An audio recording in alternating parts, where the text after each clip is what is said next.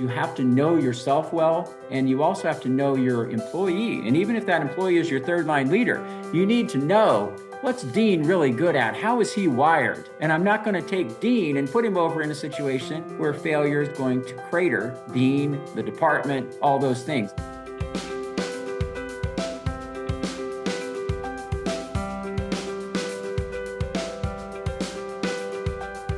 Hello, this is Shirley Kavanagh, and you're very welcome to the Leadership Discoveries podcast. In this series, I chat with leaders across a variety of sectors and geographies who share their experience and views on a range of leadership topics.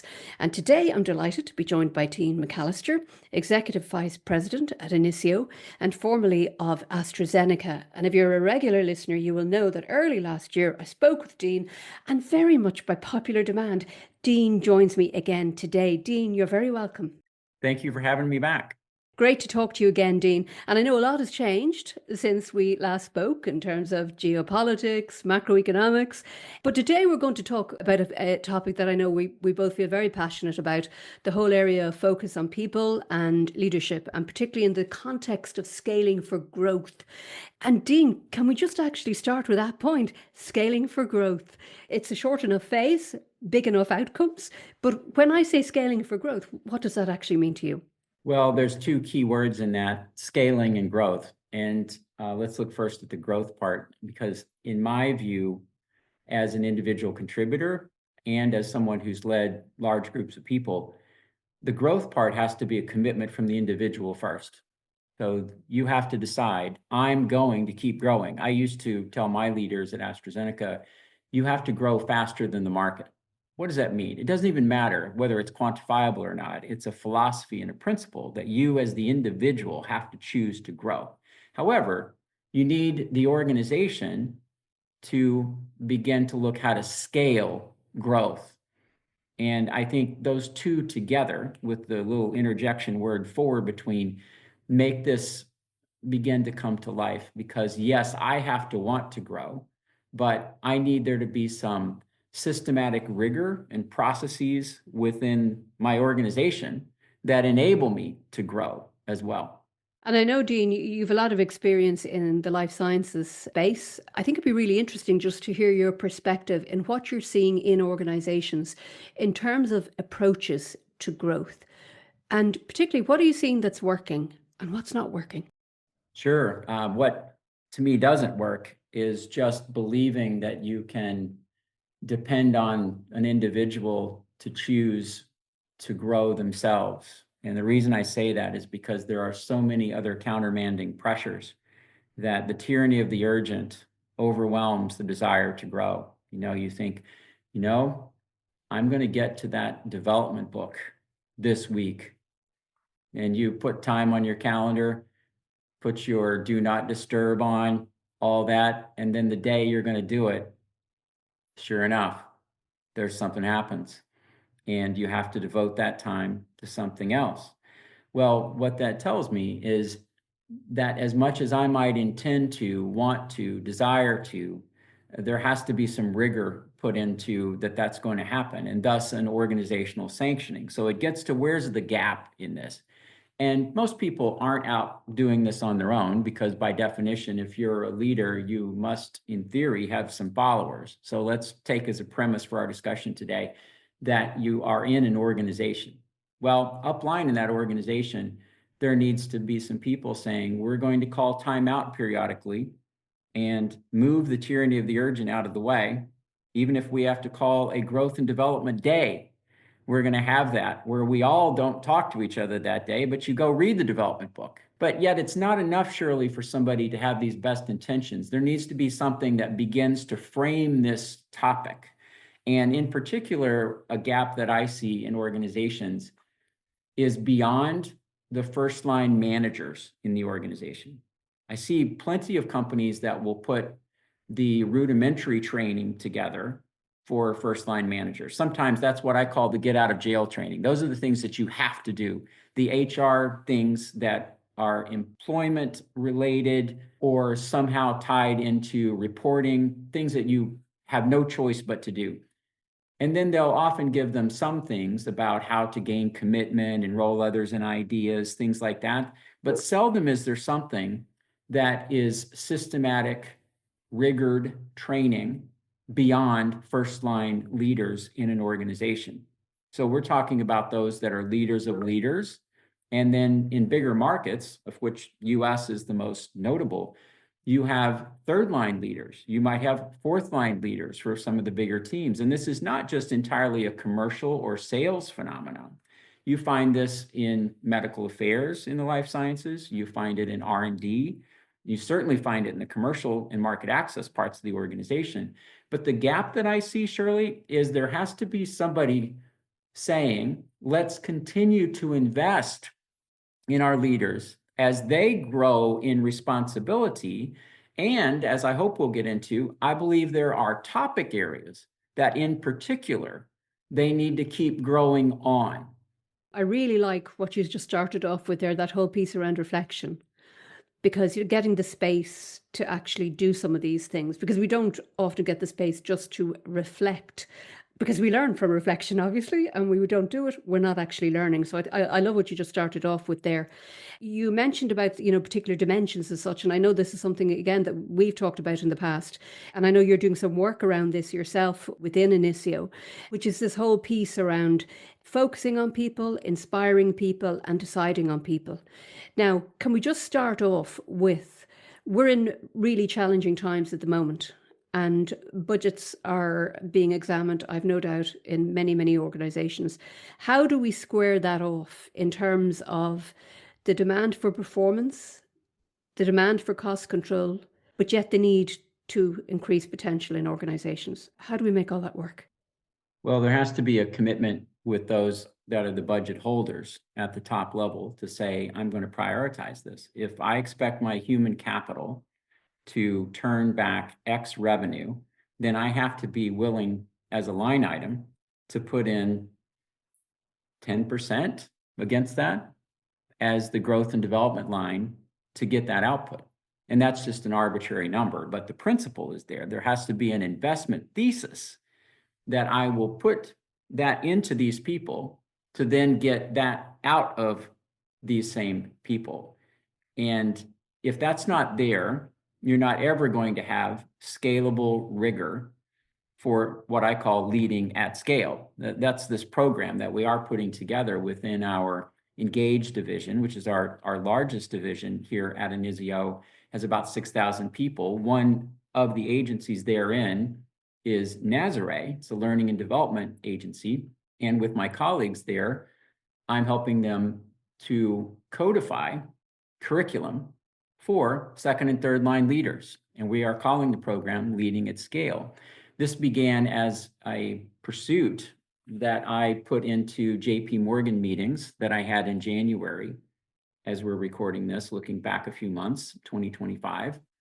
I had the chance to talk to some senior most leaders, and I brought them the question, what are you doing to systematically grow your second and third line leaders? The silence that you can only imagine that I heard back.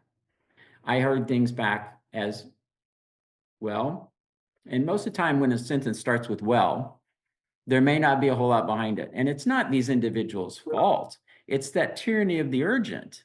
And it also comes back to a point that you have to do the first line managers, but then as somebody progresses beyond that, it's often assumed or presumed you must have what you need to do that next level job. Or once you hit the upper echelons, you're often given a coach, someone that's external to get you CEO ready, whatever the case may be, or you're given a coach when you have enough of a derailer that it's clear you're not going to progress further unless you remedy some glaring issue that's come up in the talent management review. Well, those two things are non-replicatable, non-scalable kind of approaches. There needs to be some rigor put into it. So with these individuals that I tested this out with in January, I said, think about 3 areas that, at least with personal reflection from my experiences in leading up to 1,100 people at AstraZeneca, I learned that I really only got to do 3 things as an executive leader. And you mentioned them already. I could focus people, I could inspire people, and I could decide on people. And I said, what do you think about that? Is that right? And I got general agreement or alignment, at least, back that those are three really important areas. And looking back on my own time leading those scalable groups of people, the times when I got lost was when I didn't stay true to those three things. Because a naturally occurring principle of leading people is they will lose focus. You could have them together, give everyone the same remit and assignment, say for a plan of action meeting, interview them 4 weeks later, and people will be going all sorts of different directions. So the leader has to be able to come back in, refocus. And I would argue you can't focus on more than just a couple of things within that category, right? Then on the inspiration point, what I find is that if people inspire at all, or they believe they're inspiring, it's only around fact base. Like I just bring you weight of the evidence for an argument and presume then that you got it. I see this all the time in emerging biotech startups where the scientific founder is up speaking to investors and is almost reading the clinical study to them, just by proof point of here's a phase 2 study, here's the outcome, the results, and just looking at them like, what part don't you possibly understand, right? But we all know that what they're trying to bring true there is a story. And every good story has a beginning, middle, and an end. It has a villain. You know, you need something that's the inspiration to go into the story. And leaders aren't taught about how to inspire. So that was the second gap area. And then the third one is deciding. And I say deciding on people because people are the ones that you execute things through in an organization. It could be deciding on topics. It could be deciding on strategies. It could be whatever. But what I find is people get hung up on believing they have to have all of the information to make any decision. And in reality, there are times in life where we're talking about horseshoes versus hand grenades here. We don't have to be that precise. You can make an argument. There's times when I'd rather be 100% fast and about 80% right, and I'll probably be close enough. And many times I see people get hung up on actually making decisions on people. Is it the right person for the role? Well, how long do I give them before I make that call as the leader? And then I've got inefficiencies, and then I become the owner of that person staying in role when they shouldn't have. But deciding isn't just limited to deciding on people, but yet I find that that's often what it comes back to. I used to tell my second line leaders, get to the bottom of your people issues as fast as you can, because you will never come back up from that unless you do. So it's these three areas, Shirley, where I think there are gaps that need to be systematically addressed. Now, it'll take a different form with every client situation. And there has to be some diagnostics put into what those three areas look like within each company. And that's what we're building as kind of a Likert scale to make it customizable. But yet what I found in the discussion since those executive leader conversations is we're on the right track here. There needs to be more systematic rigor for second and third line leader development. And it's probably something within the three areas that I've mentioned. I've got about 10 questions, Jean, I want to ask you based on that 5 minutes there, but maybe I'll just pick a couple of them. So the investment thesis around the implementation of development for people, for scaling for growth, either for themselves or by corollary for the company as well. How do we build the compelling case for our friends, the bean counters, who are looking for a return on investment?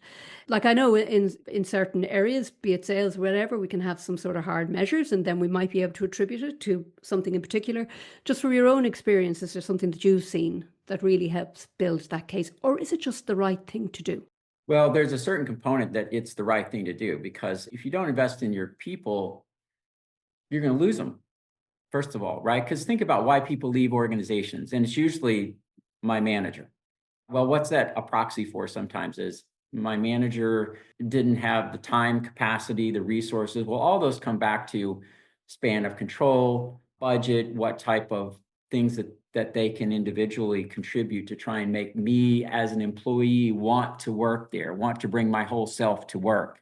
So there has to be a little bit of that within the story. But you also have to come back to just a value premise that in a budget, if you don't have a portion of your operating budget apportioned for ongoing growth and development, then you're missing something. And if you start putting that in the beginning of your budget cycle, which now's a good time as we record this in April, at least for most companies that are on a calendar fiscal year, you're getting ready to go into your budget planning process. That's what summertime often begins, at least within the biopharma industry, is a budget planning. And then as you get into the fall, you refine it, you sign off on it, usually in November for a January implementation. Well, now's the time where if you haven't had this, you start to say, we're going to have it. And we have a certain amount of our budget that we put into the travel expenses for our organization. We have a certain part we put into comp and ben. We have a certain part we put into whatever else. Put in a line item that I would argue is 10% of whatever your top line number is that you're after, that's going to become my investment in people number. Now, going into a budget process, you will not end up with that number. You will end up with something lower than. So just like you do with every other budget category, go in a little high. That's my advice. But it has to start there, because think about if you tell your organization, I am prioritizing as the top level leader, you, and I'm living it out with a line item. Now, they'll go like, that's the sausage making. What does that really mean? What's the sausage look like when it comes out of the oven here? Well, what it looks like is a scalable program that is beginning to invest in those second and third line leaders, because these should be the people, Shirley, that you're looking at to go on in the talent management process to other assignments, and that you want to keep, that you want to retain in your organization. But to get there, you have to invest in them, and you have to see that the contract between the employer and the employee is not just a transaction that arrives in your bank account every 2 weeks. It's more than that. And that's what's missing a lot in our business corporate culture today, is the employee feeling like my employer wants me here. Now, think about the employees who often, as I call, get beat like a rented mule. It's your second and third line leaders that have no time capacity for anything else because they're wound tight on every single thing. Well, you have to come in and release that just a little bit to say, I'm going to release this to give you that. And that here is that budget line item. But it can't just be we're putting money against it, because then people could say, well, I'm going to take this course, I'm going to take that course. I think you need some systematic rigor. And as I mentioned, companies have kind of outsourced all this to just employee potpourri. You go pick something off of the development smorgasbord. You want to have a course on this, or you and your boss agree. But I think there needs to be a little bit more rigor put into it. And our premise is it's around focus, inspire, and decide. One of the things that I'm really struck with when I hear you talk is that this isn't about the HR function. This message is actually to business leaders. And we all know the pain of losing people and the cost of going out to recruit and to fill those pipelines. But is there a piece around this that is the short-termism versus a more strategic approach? Because let's be honest, building talent like this is a strategic approach. You don't just do it in 6 months, you don't just do it in a year, and you need the patience to stick with it. And you need to give people the time, business leaders the time, because I don't know how many times I've been speaking with coaching clients recently where, to your point, is exactly what they experience. I've no time. Like, everything is just sort of biting me and I've just got to keep going. I'm on the bit of a treadmill here. What do you think of that? How do we actually really embed it within business leadership ownership? It's not HR who need to do this. Right. I think our whole time we've spoken, I haven't said the words HR at all. I guess it's initials, human resources, human capital. I haven't said any of those things. I haven't talked about the talent people within your company any of those things. All of my comments to this point have been entirely directed squarely at the executive leadership, non-HR in the organization. We're talking, this is C-level people that are deciding we are going to grow our people. And I think that as a premise allows then the people who actually perhaps are responsible for codifying these things, which often is the HR department, that enables them then to take heart and say like, oh, this is important. And then when you start having your employee surveys and your annual focus survey, it's going to take a while, but people will begin to see that the say matches the do. They may not like all of it, but they begin to see like, wow, why am I loyal to stay here? It's not just because I get a paycheck. It's because I also see that I'm growing, and I can look back and see I grew more in the last 3 months than I did in the past 12. Those type of things. And I'm growing faster than my market. And I'm also seeing that my conversations with my upline management are richer because my boss is also being invested in to continue to grow. And then that becomes a culture of growth. And it's just missing, Shirley. So yes, you need the enablement from HR professionals. And I know any of those listening today will be giving a hearty amen to the comments, because they're saying, yes, absolutely, that is right. But it's the business leaders who have to say, I'm going to do this. And I think, Dean, what you're talking about and what I've seen in some organizations, I'm sure you have, but also you've seen the gap where you're layering the activities where you start seeing the benefit, so that your multiple approaches, multiple layering within the organization and targeting different populations. So the messaging around leading and leading for growth or leading for scale is actually happening at these different levels within the organization. And that's when the magic actually happens, I think. Trying to do it in isolated pieces within organizations is very, very challenging. Very challenging. And just a very practical point, you often see bigger organizations have times when they get their top 50, top 200 leaders together, those type of things.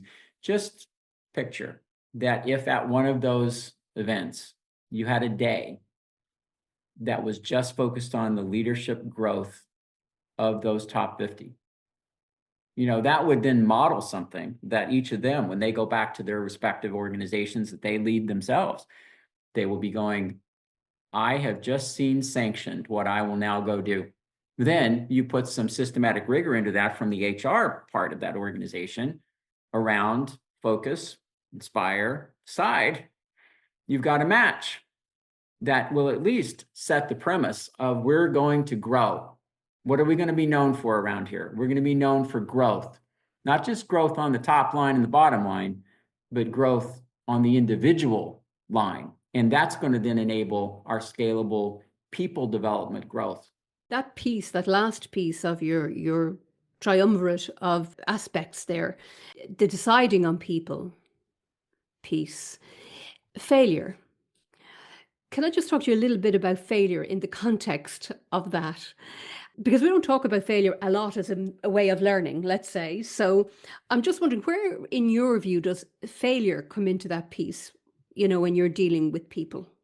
Yeah, I did a whole podcast on failure as a step to success that if someone's interested, welcome them listening to. But the premise of you have to risk something to ultimately be able to find out what you might be missing. So there has to be a cultural norm of we are going to fail fast on some things. Now, there's some things obviously that organizations can't miss. You miss, your company may cease to exist. I understand that. But I'm talking about the things that are incremental changes, not exponential changes, because exponential change usually cripples people anyway. It cripples companies too. It's too big of a scale change. I'm talking about scale incrementally. So there's few times when failure for a leader who's going after something that's an incremental change is going to be a rate limiting step that's so large that somebody's career craters. That's not what we're talking about here. We're talking about things that are the just noticeable difference, the like in Fahrenheit scale, the 211 versus 212. A lot happens between those two temperatures in a pot of water. It's either boiling or it's not. So you put just one little increment on top of that and you go to 212 and wow, look what just changed. But just a little change can make that big difference. But you do have to have some tolerance for that it's going to be okay to test and learn, and not all of it's going to work out. I do think, though, that the more that an organization helps people to focus on their strengths, focus on the things that they're good at as individuals, and first of all, you have to know that to be able to focus on it. So therefore, maybe everyone needs a top 5 strength finder profile. Maybe you need to do the Myers-Briggs, the disc, something so you've kind of got your profile, like you were wearing it on your shirt collar that says, when I look at Dean, he's these things. Got that. Well, then I'm not going to go ask Dean to grow on something or to lead on something that he's absolutely ill-equipped for. And I think that's important too. And that is a underlying principle of this whole theory, is you have to know yourself well, and you also have to know your employee. And even if that employee is your third line leader, you need to know, what's Dean really good at? How is he wired? And I'm not going to take Dean and put him over in a situation where failure is going to crater Dean, the department, all those things. So there has to be some rigor put in at that level as well. But we can't be afraid of risk. You have to have some risk tolerance. Because I think, and I don't know if you'd agree with this, Jane, but where we have some of that risk tolerance is often where we have innovation as well. That we know it's okay to actually take some risk in order to actually, get the really good ideas going within organizations. Can I just ask you something about, I mean, first of all, feedback, which is clearly, I'm really struck by know yourself and know your people. The only way we get to know ourselves is actually getting feedback from others and reflecting. And similarly, the way we help our people is feedback. Just from your experience and what you're seeing in organizations, is that happening enough, do you think? Or are we still relying on the formulaic annual performance review? When you talk to people, is there more of that dialogue going on in the moment feedback, do you think? I've noticed a change in our own organization at Inizio, which as a company, we're only 3 years old ourselves, being private equity backed. A lot of things were brought together and you have to establish the new norms, all those things. This year, for the first time since we've come together, we actually have a systematic process about employee feedback. That's more than just the annual review. So I think that's clearly a step forward in the right direction. So I am hearing that more often. And also hearing more about, the cost of retraining.